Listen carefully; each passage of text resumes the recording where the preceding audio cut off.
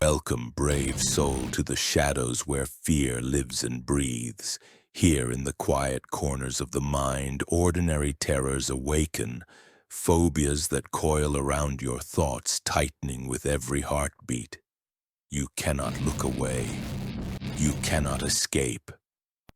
This is Phobia of Fear.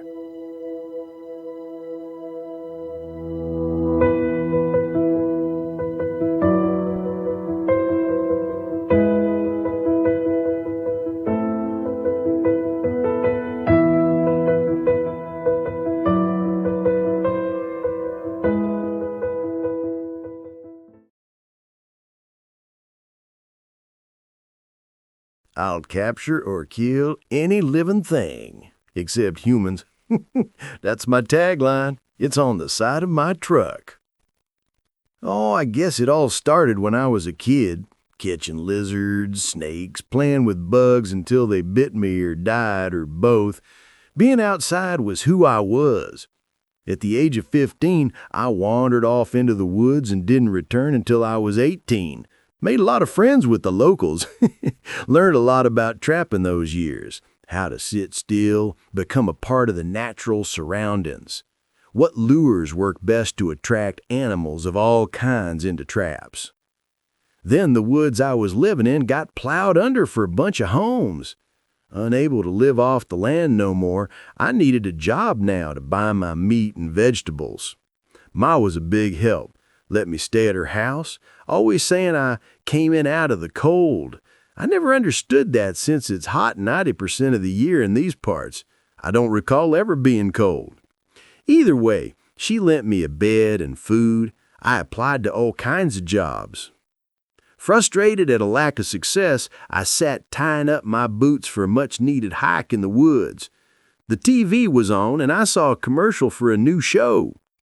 A man was out in a swamp near to what we got in these parts, and he was catching turtles and snakes and had a truck with a snake and a raccoon on it. This man was getting paid to do what I loved. I knew then what I was destined to do, and that is how I became the Varmint Man, and it is also how I wound up telling this story. One late at night, I sat in the flickering glow of the TV, watching my idol, Swamp Steve, catch the very same critters I was a-catching. He made it look so glamorous driving that big truck and the way his black leather bush hat curled tight at the sides. My old floppy hat never held a curl. Unknown caller came in on my cell.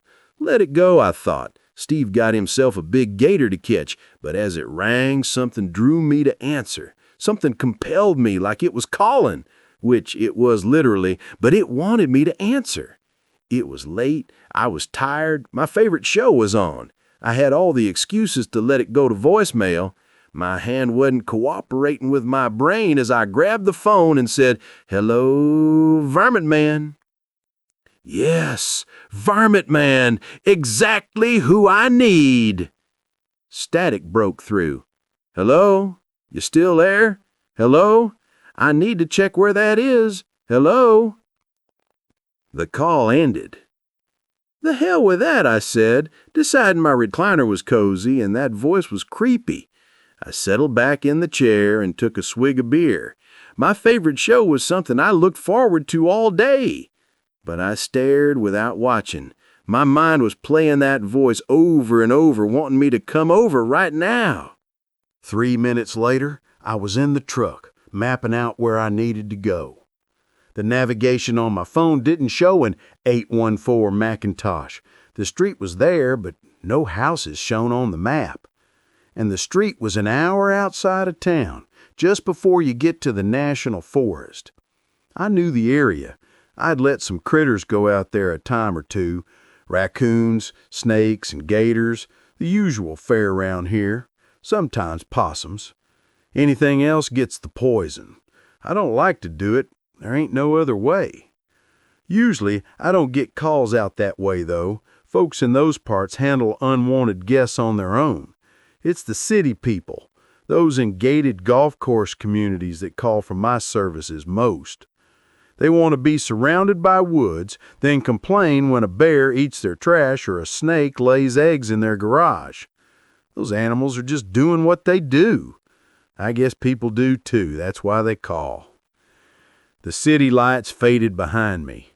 The dark road ahead hid potholes and ruts, jostling my truck as I pushed on, following my navigation deeper into the forest. Soon it was nothing but my headlights. At the halfway point, I gave the customer a call. It rang and rang. I tried again. Same thing. I began to wonder if I should have let that unknown caller go to voicemail. I began to suspect it were a crank call, competitor just wanting to run me all over the place, burn my gas up, and waste my time. Critter catching's a cutthroat business. I've had my tires slashed and traps stolen. Still, I do this job for the animals, not the people. Riding along in the valley of dark pines, I knew I had to be getting close.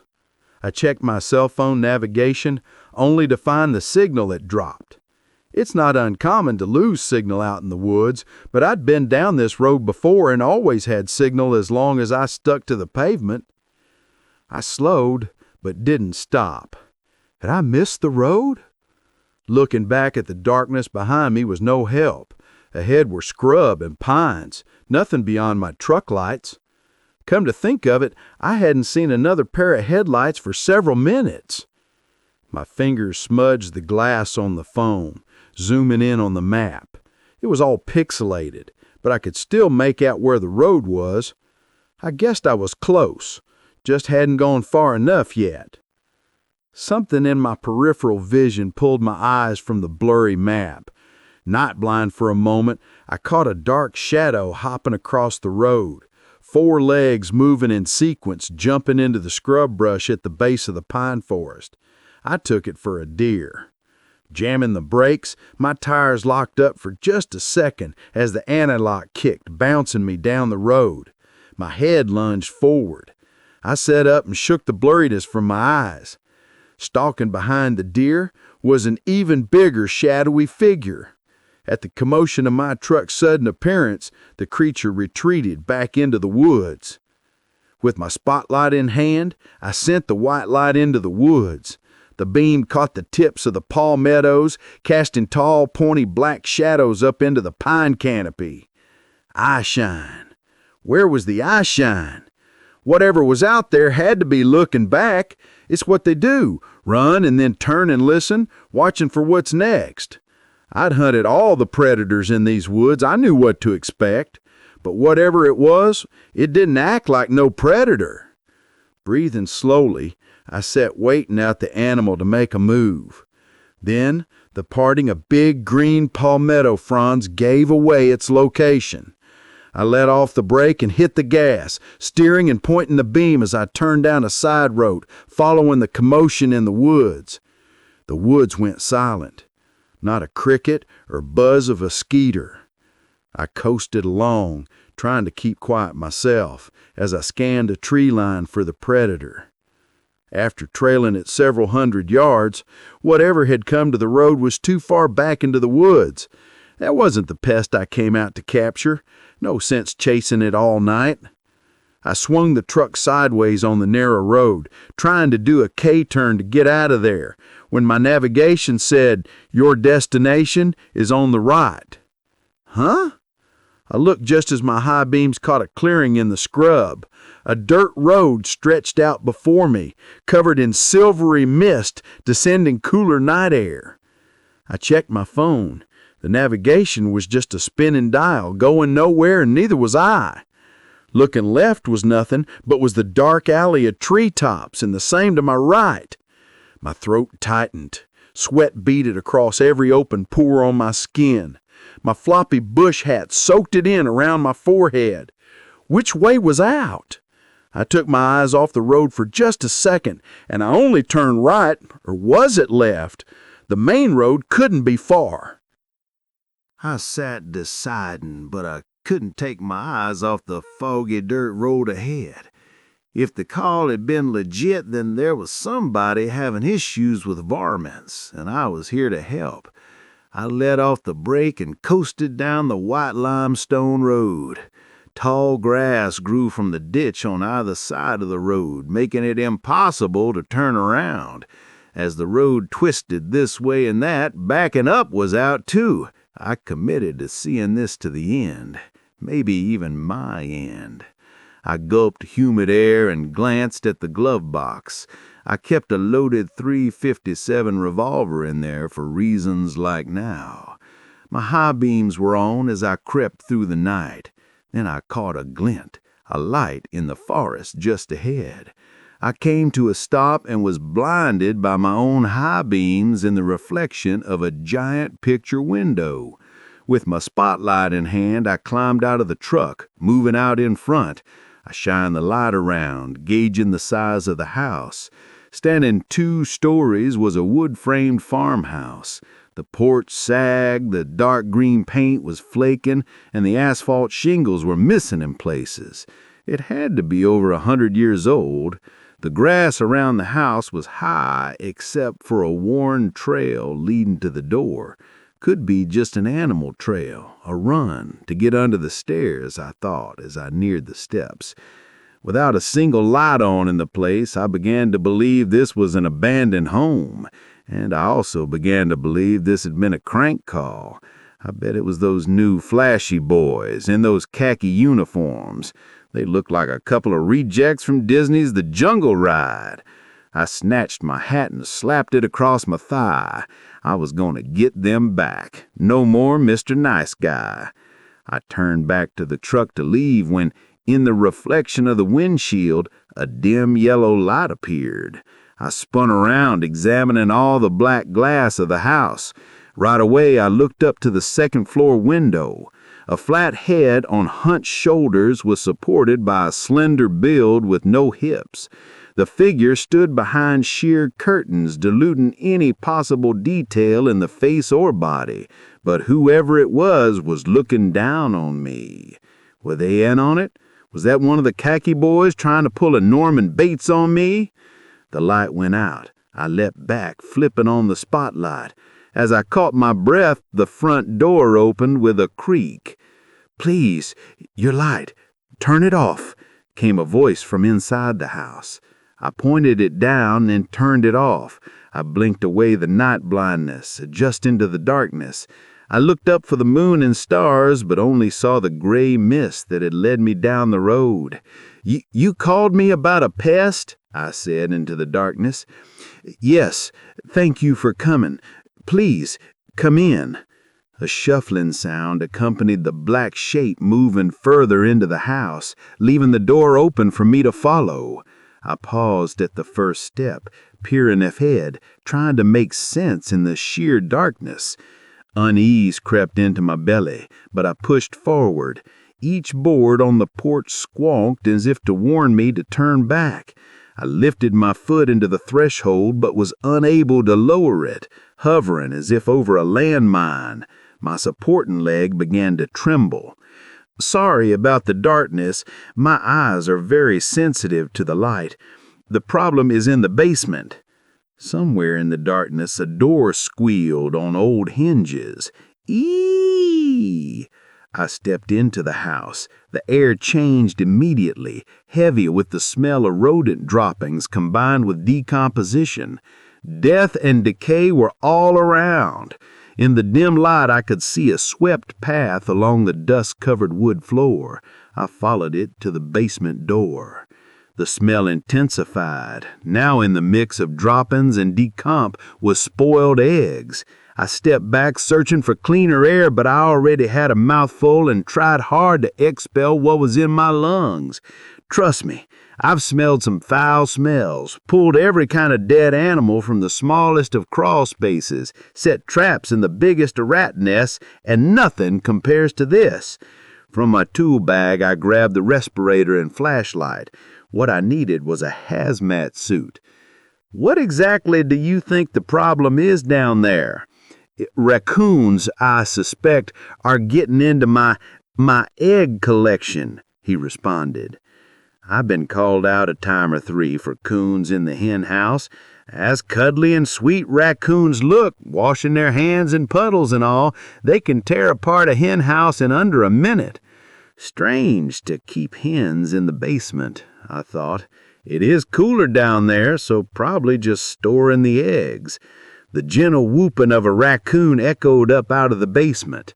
Back in the truck, I had a snare, hoping I could snatch the critter tonight. Otherwise, I'd have to set traps and come back to this awful place. I'll need to get my snare and probably a trap or two from the truck, I said, and started to turn around. Oh, you won't need yours. I've got some down there already. I'm being unorthodox to use a customer's snare and traps, but I figured a quick look around first and I would know exactly what I was up against. With the flashlight going, I moved down the stairs. The raccoon began to hiss and growl. I might be dealing with a rabbit coon.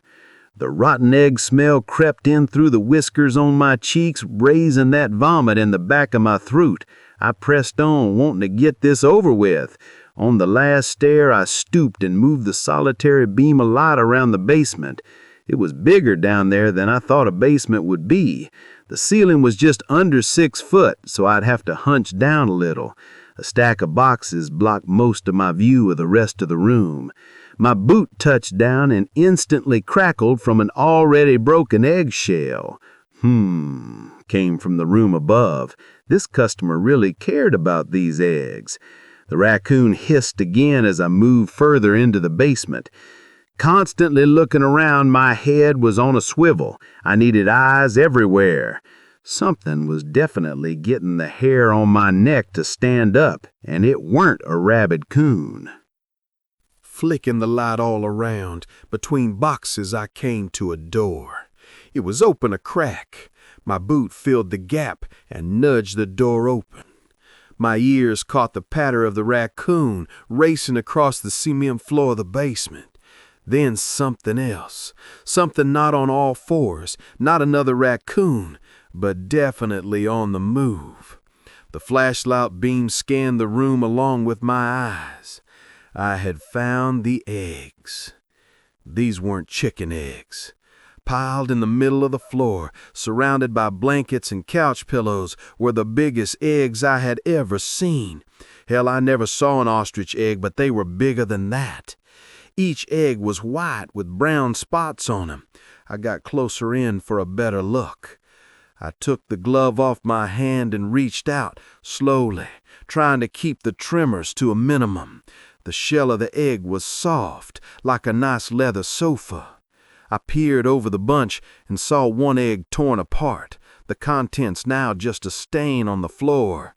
Raccoon tracks scattered all around. There must have been 5 or 6 coons down here feasting on the broken egg. On the other side of the nest, another egg was torn open, but not ripped apart like the other. No, the breaks in the egg left flaps on the outside, like whatever was inside pushed itself out. My hand was still on the one egg when I felt a kick, a flick. Something inside was moving. I jumped back. My boot tangled in the blankets and I fell, dropping the flashlight. It rolled, sending the light beam circling around the room, landing on the eye shine of the raccoon. It was crouched in the corner of the ceiling on a thin ledge of the block wall. The egg I had been touching began to rock. After untangling my boot, I scurried up and ran for the stairs. Taking 2 at a time, I got to the top as the door slammed shut in my face, causing me to fall back down the stairs. Bruised and bleeding now, and completely in the dark except for the flashlight in the other room, I got to my feet, hitting my head on a rafter. "Hey, you let me out of here!" I shouted over and over. I climbed back to the top, only to find the door locked and not budging despite repeated shoulder slams into it. I had to get out of here. First, I needed light. I pulled my cell and tapped on the light. From the stairwell, I shined it around looking for whatever came out of that egg. I saw nothing, only heard the chatter of the raccoon and a scraping sound, shuffling along the concrete floor like something being dragged. No, something sliding along the floor, something without legs, something that came out of that egg. I started screaming. The usual help, let me out. I knew that wasn't gonna work. Whatever locked me in here wanted me to stay. I ran to the small window and yanked, but it was nailed shut. My nails dug into the old paint, clawing, scratching, doing all I could to get it open. It wouldn't budge. I ran to the other side and tried the same. Nothing. I ran back to the stairs, jumped up a few, and then shined the light down over the basement floor. One stack of boxes rocked. The shadow of a pointed tail looked 10 times bigger against the wall. It was navigating along the floor with intent. It wanted me. With no other options, I jumped and ran towards the other room, kicking stacked boxes over as I went, distracting and startling whatever it was that now hunted me. I slammed the door shut behind me. I was now in the room with 4 other eggs. One had hatched, while the other had been torn into by the raccoons. Where were all the other raccoons? Had they found a way out, or were they baby's first meal? Sweat broke out all over my body once more, dripping down my sides. I was breathing heavily in my mask, unable to catch my breath. Was I meal number 2? I was trapped, lured in, and the cage door behind me slammed shut. Now I knew what the varmints fought as they heard that snap. I shined the light of my phone around the room. There on the ledge in the corner was the raccoon. "Come on, Mr. Raccoon, find us a way out." He remained frozen in the corner, safe from whatever was slithering around on the floor. I needed to get higher. I ran towards the raccoon, hoping to scare it into running and maybe finding a way out. He hissed at me, tiny sharp teeth reflected in the light, then scurried along the tiny ledge. Then he slipped into a dark spot where the wall met the floor above.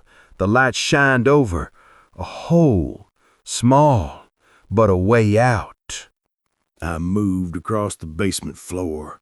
All the eggs seemed activated, sprouting new life. The animal within began to push on the shell, looking for a thin spot to break open and spill out. The door at the top of the stairs opened. "Where are you?" came the eerie voice of my customer. I had a choice: face down whatever was up there, which was no friend of mine, or try and fit through that tiny hole after the raccoon. The door behind me rattled. I needed to hurry. Those eggs were going to hatch, and then I'd really be fed on. I shoved my hand into the hole, felt around, grabbing at sand and occasional stone, feeling for something to grab hold of. Behind me, one egg tipped over. I watched as a rip started at the top. I flipped my phone back to that hole. I jumped into the hole, reaching out. I grabbed a board and yanked again and again, and with every pounding on that door, I pulled harder. The nails peeled back as the board came loose just as the door burst open, the top hinge breaking loose, leaving the door to hang at an angle. In the doorway were 2 silhouettes, large heads with slender, limbless bodies, one bigger than the other, but both with flickering, forked tongues. Then I saw the fangs, dripping with anticipation for the bite. I dropped my phone. Landing on its back, the lot went out. I scrambled, pulling at sand and kicking with my feet to grip the block wall. I got my head through and shimmied my shoulders forward. Thrashing about, the strap on my mask caught a hanging nail, pulled my head back and stopping my momentum. As I fought to free myself from the mask, I felt a thick pressure wrap around my dangling leg. I tugged, and the weight was too much. Snitching tighter, I could feel my blood pressure surge. Then 1,000 needles sunk in through my jeans and into my flesh, clamping down. Then a gulping, a sucking down on my calf. I kicked with my other leg, steel toe connecting over and over until the pressure released. The needles retracted. My leg was free, though dead weight as blood began to circulate. The stinging from the bite intensified as the returning blood carried whatever poison was injected. The chattering of the raccoon faded as my eyes adjusted to the darkness. I was totally in the hole now, laying in the sand under the porch I entered to this caged hell. I could see a dull, grayish-blue night on the other side of the porch siding. Dragging the dead leg, I scurried for the fresh air, for freedom, for an escape. Once out from under the porch, I limped quickly to the truck and shook a key at the door, hitting the button over and over. The yellow parking lights flashed. I hopped in and fired up the engine. The headlights came on. I froze. There in the doorway of the house was a cylindrical silhouette with a long, flat head and yellow eyes. The forked tongue tasted the air, seeking me out. At the base of this giant snake were two smaller but still giant snakes, each about 6 feet long and as round as a basketball. My tires kicked dust as I drove out of there. If it weren't for the blood flowing from the wounds in my leg, I'd call it a nightmare. Too many years catching varmints and scaly critters, all of it coming back to haunt me. It was real. It did happen. See, I'm telling this story from a hospital bed. The doctors had to take that leg. It was infected with a poison they had never seen before. Nurse told me they shipped it off to a university somewhere. Whatever was in that bite left me kind of weird inside. I haven't eaten for weeks, but I'm starting to get hungry, and my skin, well, I don't know, it's like after a bad sunburn, itching and peeling. Now when I catch my reflection in the mirror, missing that leg, I'm just one long silhouette. The story ends here, but the fear you felt, that stays with you. Thank you for stepping into Phobia of Fear.